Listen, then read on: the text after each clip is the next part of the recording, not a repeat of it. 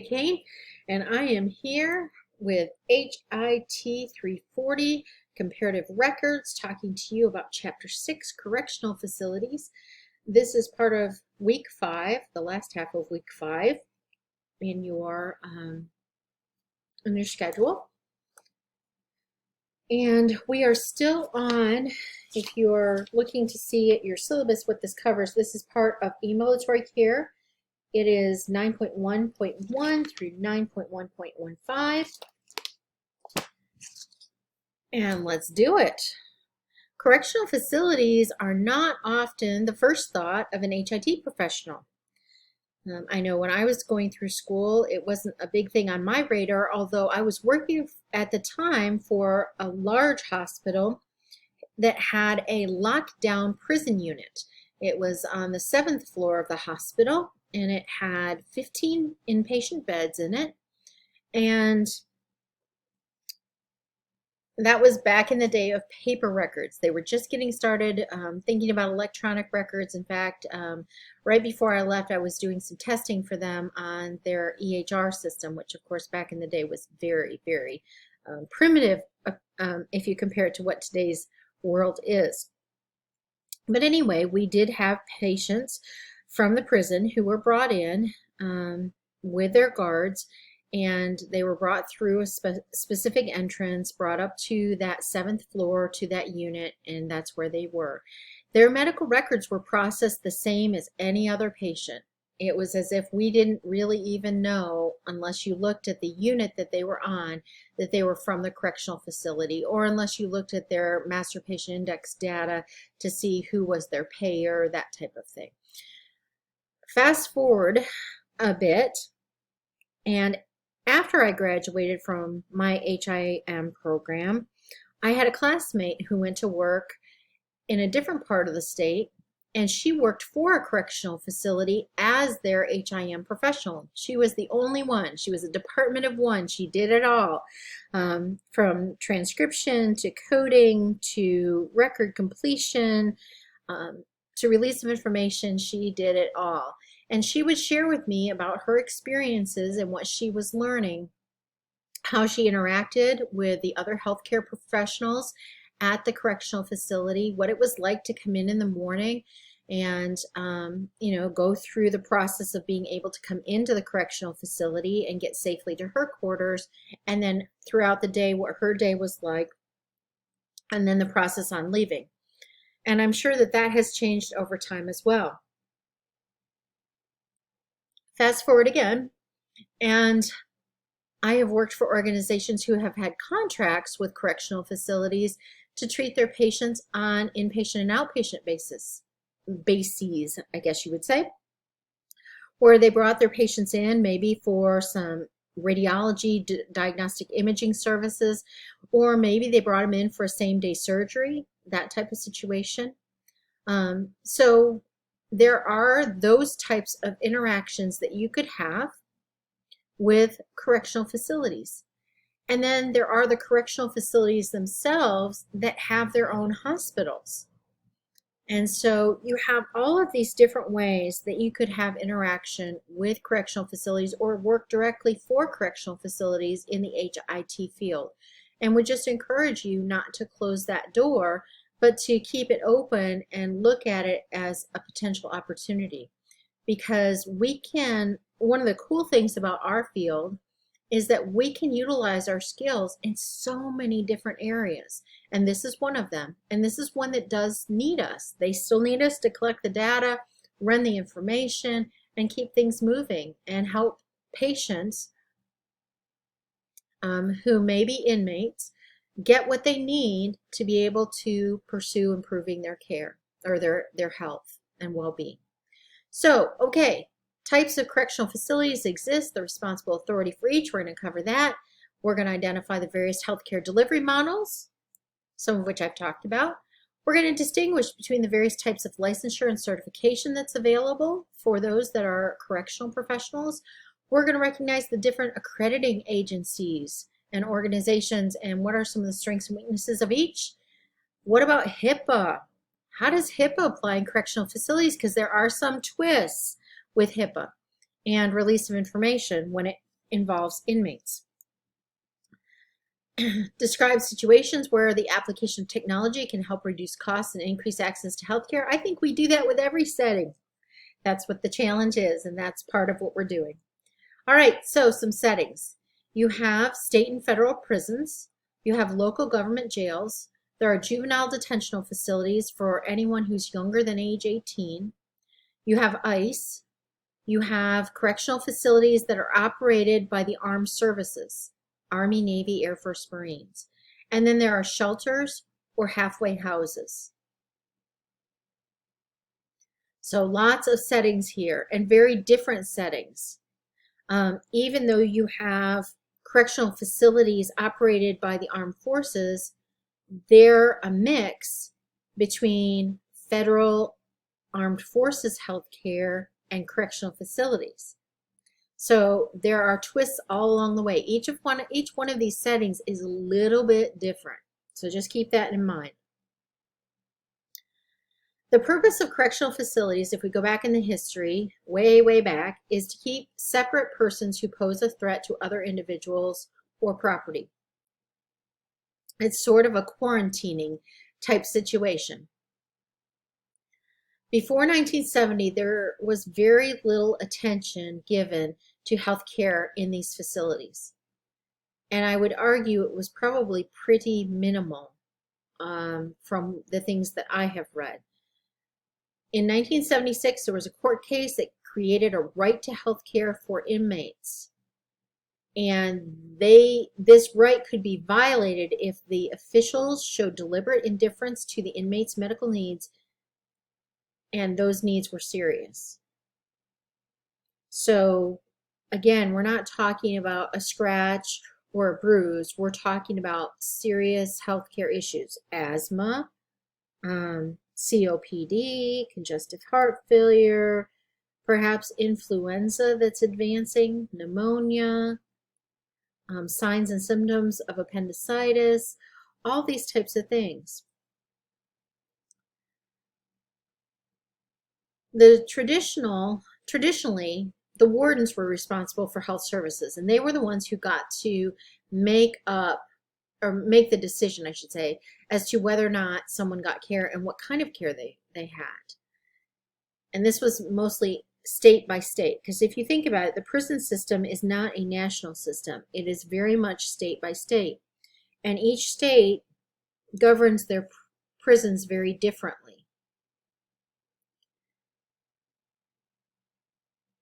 And each state decides what priority they're going to put on healthcare within their prison or services that they provide within their prison. However, over time, it's reached a point where pretty much when the state goes to contract for health services, they're looking at regions of the state and they're looking for the same level of care and the same rules, essentially screening rules, as to when they take an inmate out for care. Hopefully that makes sense. So some states have chosen to contract out their prison, sort of like we just talked about in the last chapter with dialysis units. Some states have said, I'm going to have a state-based prison unit, and we are going to run it with state employees, and that's that. Some states have said, we're going to have prisons, and we'll be responsible for the building facility aspect of it, but we're going to contract that out to a firm that's going to come in and they're going to run it for us. They'll provide the employees and whatnot and just provide us with reports, and we'll sort of have an oversight review of this outsource situation. So you have those two different types. Thus far, there have not been any freestanding, so to speak, prisons in the sense that they're owned perhaps by a for-profit corporation and they are entirely independent. And who knows, maybe that'll come. I'm not aware of that, but that could be a possibility. So getting back to this, you think about we're really talking about, is it state-based or is it state facilities with outsourced employees and staffing and leadership and that sort of thing?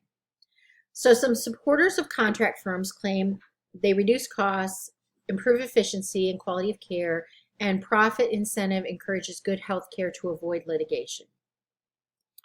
Critics argue that the savings are achieved at the expense of the inmates.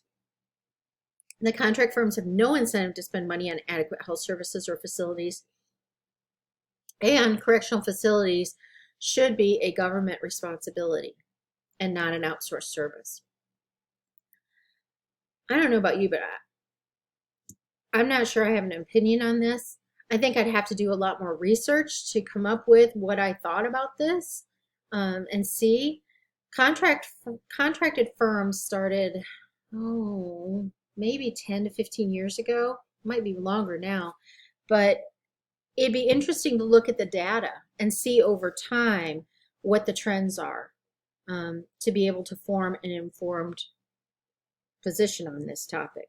But anyway, whether it's a contract firm or whether it's a government firm in the state, they still need to provide health care to the inmates. And when they provide health care to the inmates, there needs to be some health information activities involved. Whether you're talking documentation, coding, billing, reimbursement, quality assurance, HIPAA, all that, it's still got to be there regardless of who operates the prison. So again, prisons, a lot of times they're state departments of corrections. There are still some individual state prisons administered by wardens or superintendents. There are 3 levels of security. There are minimum security prisons, medium, and maximum. And you probably have heard about these. Minimum has always sort of had the reputation of being a country club. I don't necessarily think that's the case, but I've not been in one to be able to argue the point. Maximum security, on the other hand, I have heard a little bit more about. The classmate that I talked about previously, she worked at a medium security prison. And so she was able to tell me what their processes and procedures were, which obviously would probably be very different than a minimum or a maximum security type prison.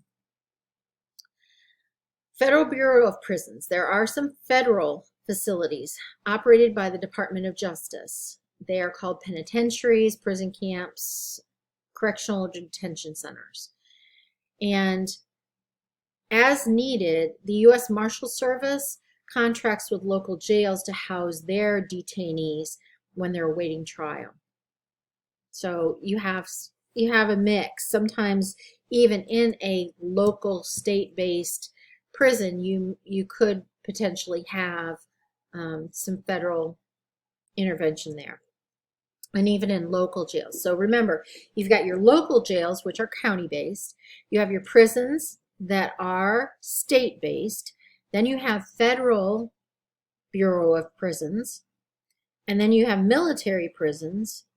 And then, of course, we all know about Guantanamo Bay. Obviously, that was a prison off the mainland. So, what about healthcare in prisons? The health record begins, again, initial health screenings of the inmate, and that is done within 24 hours of admission. When you bring someone in as an inmate, they have to be assessed for their health. You need that baseline. It's no different than a patient that comes in to be hospitalized. You want to get that assessment to know what you're dealing with. When they're coming in, what's going on with them? What risks do they have? But also, what do they currently have and how can it best be treated? So you have to have that initial health screening. And then they have exam rooms. They have, it just really depends on the prison, because some prisons just have a small sort of they have a wing that has exam rooms and place for the HIT professional or 2 or 3, and maybe a dispensary for medication, maybe a couple rooms where they have physical, occupational, speech therapy come in. Maybe they have some behavioral health consultation or substance abuse. Professionals come in and consult, those types of things. And of course, now that we're in a COVID environment, a lot of that is being done through telehealth. So those rooms have probably been adapted to permit telehealth. Then you have your larger prisons that have their own hospitals attached or on the grounds. So they're a full-blown hospital with everything that you would expect to see in a regular hospital, maybe except, I mean, really probably like a regular hospital, because on a women's prison site, you would need maternity care. So there are those. Jails are the local government responsibility. They are usually administered by the sheriff, police chief, or if they have a local corrections officer that takes on that. The purpose of a jail is to detain those waiting for trial after they have been arrested, or to hold those being transferred. They've gone to trial, they've been sentenced, now they're being transferred to wherever they're going to end up. It can also be, jails are also used to incarcerate those who have a sentence of less than a year for a minor crime. So you have those types of patients in jails. You have those that are just there for however long their trial is, and then where they're going to be transferred afterwards if there's a guilty verdict, or depending on how that all comes out. And then you have those that are there for less than a year. Sometimes jails are used to alleviate overcrowding in prisons. Sometimes they'll identify inmates that, prisons unfortunately right now are overcrowded. And so they'll identify someone that they think would do better in a jail setting than in a prison setting, and they'll have them stay in the jail, which is then backed up overcrowding into jails, which can be a real challenge. So you think about this COVID environment and healthcare. If there was already overcrowding in prisons, that's a challenge to begin with, because with overcrowding comes ease of the spread of infections, contagious infections.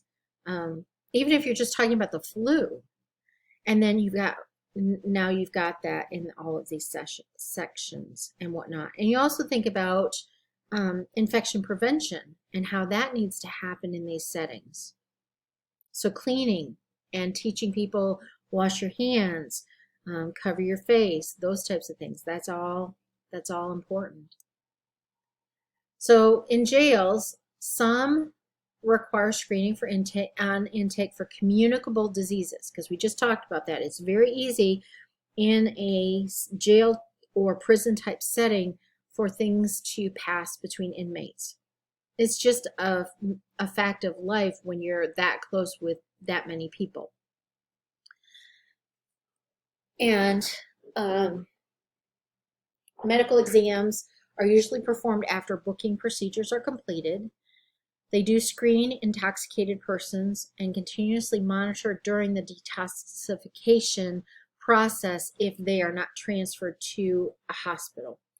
Some jails have agreements, they have contracts with local hospitals to be able to move their patients there or their inmates there for health care, or have them somewhat screened and that type of thing. Others, they manage in the jail, and they may have a couple of doctors that are contracted to come in and evaluate. They may have a couple of nurses contracted to be on site to monitor and to administer medications and things like that.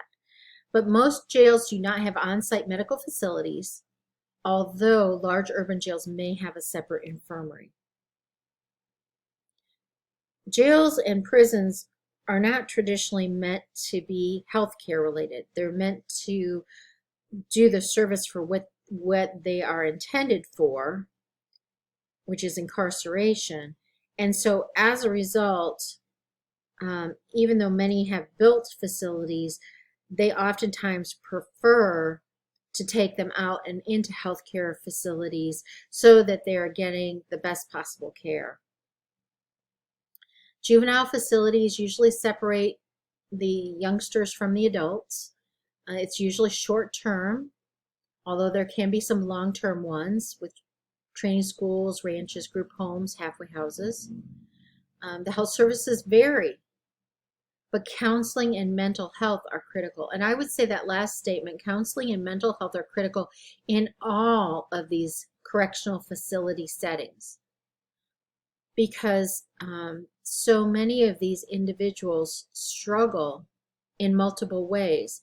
And perhaps they didn't have a mental health condition coming in, but when you think about incarceration, think about what the quarantine has done to depression rates, according to what is being reported, or if you know it anecdotally by talking with friends and family. Many people have developed depression during this COVID pandemic quarantine. And if you were in an incarceration setting and you've not been in before, it's very possible to develop depression, anxiety, those types of things. So counseling and mental health are very critical to be assessed and provide services for to inmates. So on-site versus off-site, some considerations. Inmate volume. For smaller facilities, it may make most sense to contract it out. For large settings, where you have thousands of inmates in a very, very large prison, it may make perfect sense to have your own hospital, as some very large state prisons do, so that you're able to manage that. And when you think about it, think about the manpower it would take to move each inmate off campus, get their health needs provided for, and bring them back. And when you're talking so many inmates, at some point it really makes more sense to build your own facility. It also depends on health needs. A smaller facility, correctional facility, may not want to have an intensive care unit, may not need it. But on the other hand, if you have a very large inmate population that you're caring for, it may make more sense to have an intensive care unit, that if you need to intubate someone, if you need to provide that one-on-one nursing care, that you can do that. It also depends on the resources of the correctional system. It's not like correctional systems are rolling in money. They are like any other aspect of local, state, and federal funding. They have to fight for their share of the pie, and oftentimes their funds get cut. And how do they still provide for the health needs of their inmates if their funding is cut? And so that's the challenge that many of them face, and that's why many of them have contracted out to healthcare systems around themselves to be able to provide and meet all their inmate health needs, but without having to actually employ on-site physicians and all that goes into having a hospital or a medical wing. Resources available from other public agencies. Again, what are the public agencies that are around them, and how do they help? And what resources do they have to be able to help? Staffing needs. Physicians and nurses, there's a shortage out there, and that is not going to change anytime soon. Same thing when you talk about the rehab therapies, PT, OT, speech therapy, they're all in great need. Diagnostic imaging staff, they're a huge need as well, and they're also very hard to recruit and retain because there's such a need for them. Costs of transportation and other factors. Inmates as patients. What are some challenges that healthcare professionals face when they have an inmate as a patient? Well, I would say before you dive into all of these things, you have probably, hopefully, studied health literacy. How many of these inmates are health literate? How many of them understand medical terminology, understand what is being, what their condition is and what the challenges are with it? I would argue that health literacy is a big part of of something that has to be kept in mind when you're dealing with an inmate, to meet them where they are and to help them understand what their condition is and what their options are and why one option might be better than the other for them based on the fact that they're an inmate. In terms of, we just studied dialysis. That would be a great example. Maybe they need to be a kidney transplant on the kidney transplant list so that they're not getting dialysis 3 times a week. Maybe on the other hand, they have some other diseases or background issues, health issues that don't make them a candidate for a kidney transplant. How do you communicate to them that that's the case so that it's going to be dialysis, and help them understand the importance of dialysis, not missing those appointments, making sure that they stay healthy, watching what they eat and drink, and all of those types of things. Because that health literacy is such a foundation to then be able to explain, here's your diagnosis, this is what we're proposing to do. It is not a punishment. It is an attempt to improve your health, or at least to maintain it as long as possible. So you need to make sure that, first of all, that understanding is there, and then how you communicate. We in no way want to diminish the dignity of an inmate as a person or a patient. Security and personal safety. Unfortunately, with inmates, and especially maximum security prison inmates, healthcare professionals have to keep in mind their personal safety. They cannot let their guard down. Too many times, inmates have attacked healthcare professionals. And there's a variety of reasons behind it. I'm not arguing one way or the other. I'm just simply stating the fact that there has to be someone else in the room. They have to be very careful about what sharps are in the room, all those types of things, how they interact with the patient. They have to be prepared for their own safety. And then there's legislation that may increase time inmates are in the correctional system. And so that's a challenge too. So a patient may be dealing with a condition and find themselves, like with dialysis, find themselves that they may need to be on hemodialysis for a very long time, longer than perhaps might be expected otherwise. Types of patients. Age is certainly something that you have to consider, but the age can be, as we pointed out, it could be a juvenile on up through end of life. These are patients who may have chronic illnesses. They may have terminal illnesses. And how do you work with them through all of that? Gender, offense, nature of illness. Just like anyone else, they can have acute and chronic diseases or communicable diseases. They are no different than the rest of the population when it comes to health challenges, although they have some just by the nature of being incarcerated in a correctional facility. If a patient is treated off-site or transferred, a health summary transfer form is required. They have to fill out the paperwork. Why are they taking them off-site, or why are they transferring them out of the prison hospital? It needs to be clearly documented. It's sort of like an EMTALA form. If they can't be treated on-site and they need to move from one setting to another, why?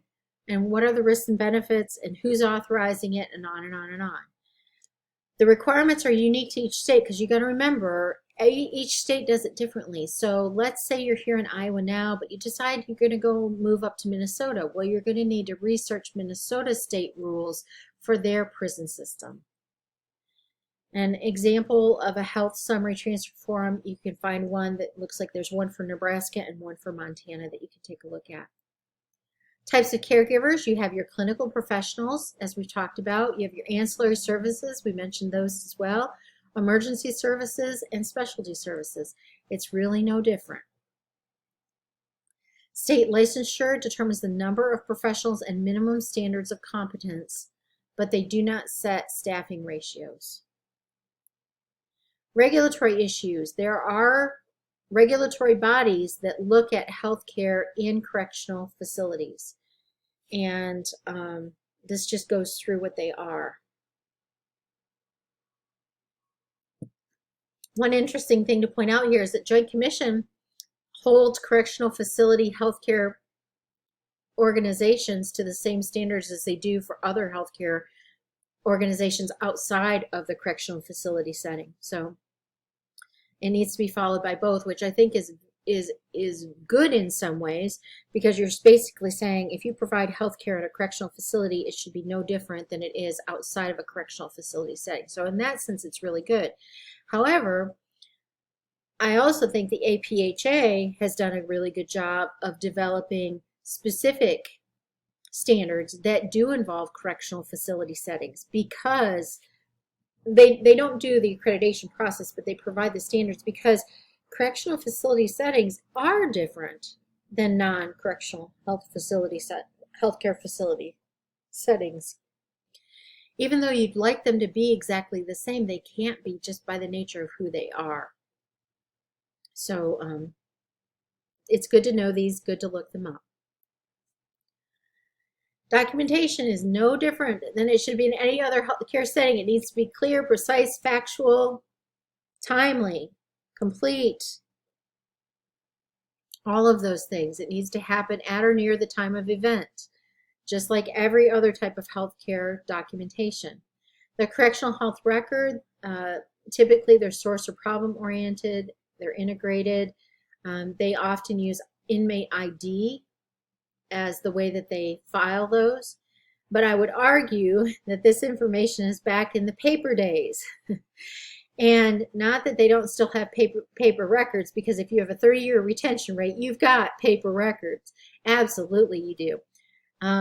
However, again, EHR systems have come into play, and you've got HIPAA requirements, and all of these people are having to deal with health information and moving it from one to another.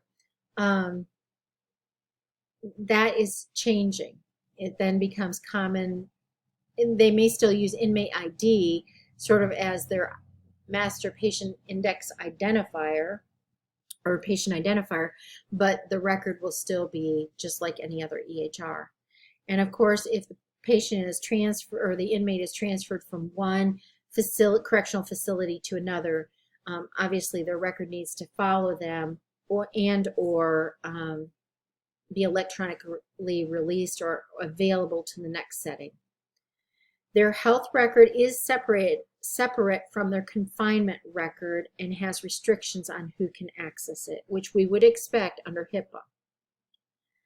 And again, confidentiality. Inmates are no different than anyone else. They deserve confidentiality and the security of their inmate health information. There are HIPAA special provisions for correctional institutions. So again, HIPAA governs this. HIPAA says you've got to make sure that you're keeping these private and secure. Their inmate health records are separated from the confinement records. That was on the previous slide. And the correctional, if you're on the confinement side, you should not be able to look at the health records side. Inmates as employees are not allowed. So inmates cannot be employees. Inmates are inmates. They may perform some tasks, but they can't be employed by the prison if they're an inmate.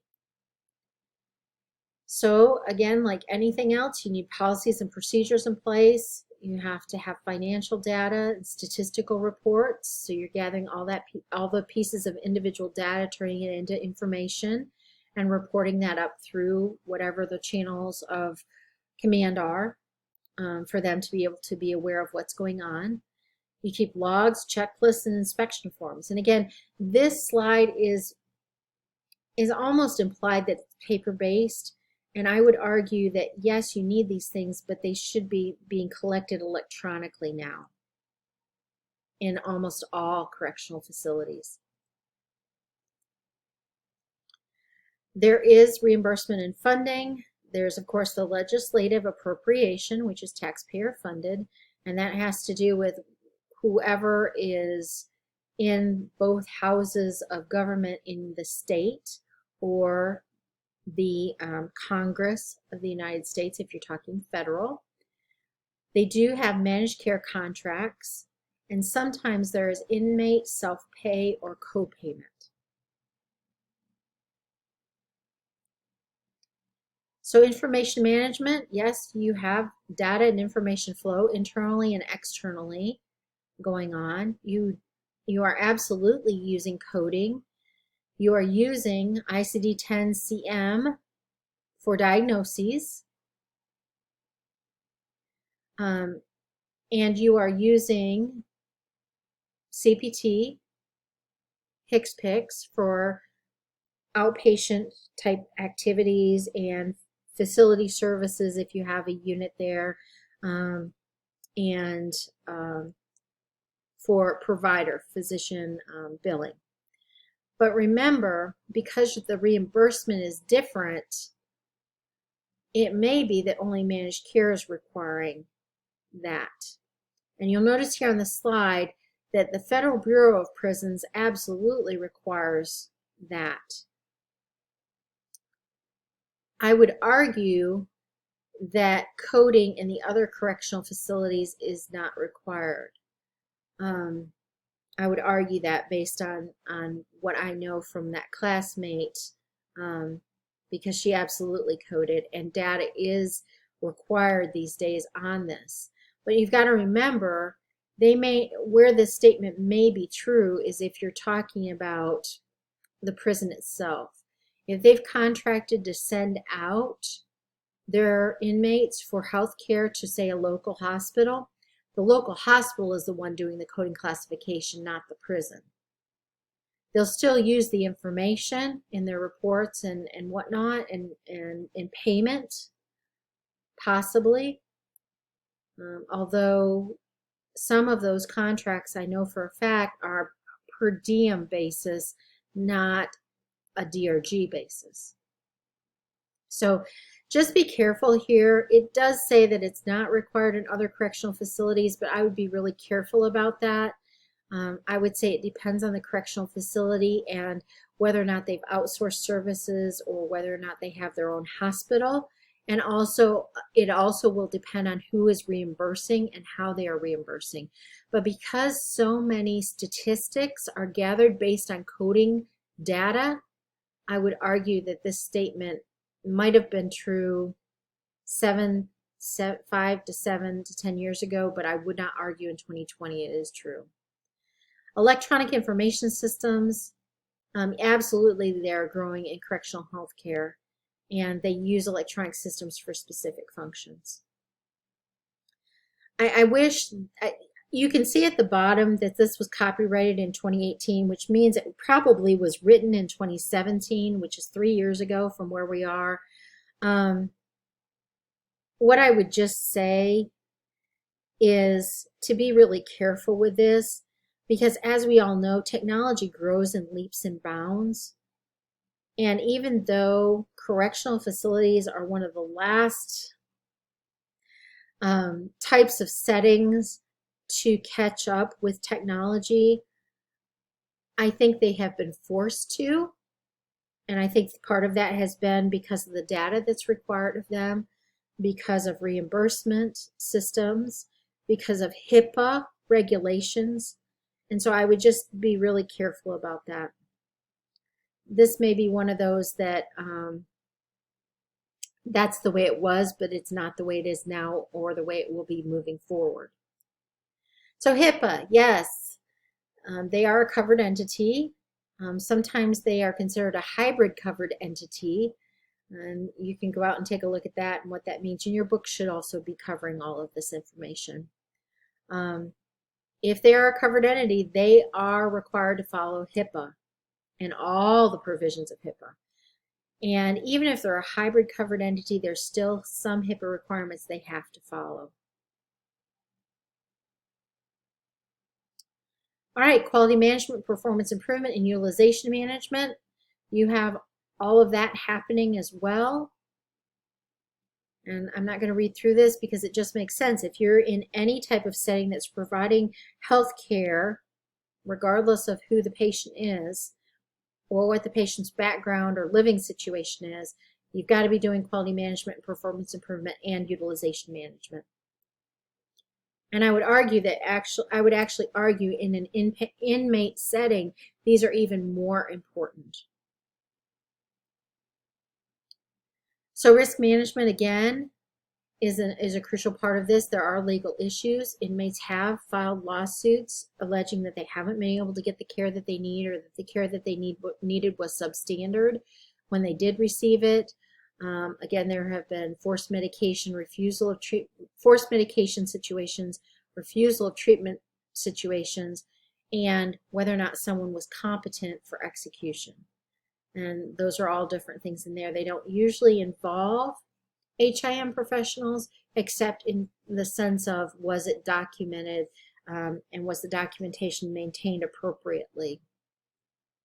And then there are other areas of risk. And anytime you think about a correctional facility setting, there's just a myriad of risks that can go along with that.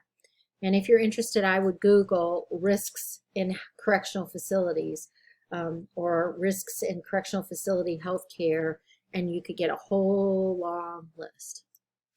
So what is the role of health information professional? There's management of that healthcare data. There is actually a certified correctional health professional program. You can become certified. An AHIMA representative sits on the NCCHC board. ACHSA provides education and support to correctional facility healthcare personnel.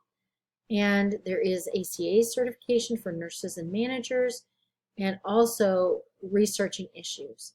But if you work for, let's say, a state prison here in the state of Iowa that has a hospital, and there are those, in fact, that's going to be your assignment, is to research some of that this week. You will find that they have so many, almost every aspect is the same as being a non-correctional facility healthcare provider. So coding, release of information, data collection, data analysis, the whole 9 yards. It'll be there. Trends. There have been substantial improvements in prison health over the past 30 years. I would agree with that based on the differences I saw with that lockdown prison unit back in the early 90s all the way up through 2015, 2016, working with an organization that took care of a local prison, medium security prison inmates through contract. There's a need for an effective system to share information with community providers. Absolutely. Inmates deserve the same level of health care and the same quality of providers as everyone else in the community. And sometimes it's helping the community providers understand what's going on with the inmates. And that's one of the biggest advantages to contracting, having a correctional facility contract with a local healthcare system, is that then you're ensuring your inmates are getting the same quality of care as the community, and your community providers are aware of it, and they're able to maybe partner and work with the correctional facility to improve the overall health of inmates in that facility. And then telemedicine, telehealth. With COVID, almost everyone has been forced into telehealth. That's just the way it's become. It has improved access and cost savings. It does that. It's been proven over the years, especially in rural areas. It allows specialist consultation. There is now teleradiology.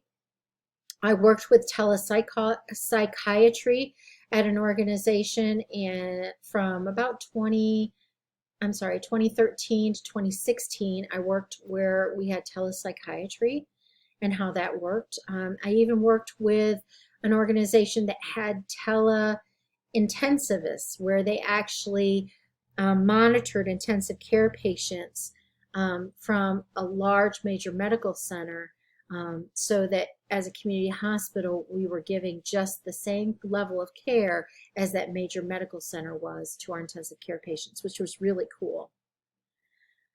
And again, where that goes for correctional facilities is that you're now able to offer these services, whereas if you had trouble recruiting and retaining providers to come in and physically interact with your inmates, now you've got telehealth as a solution.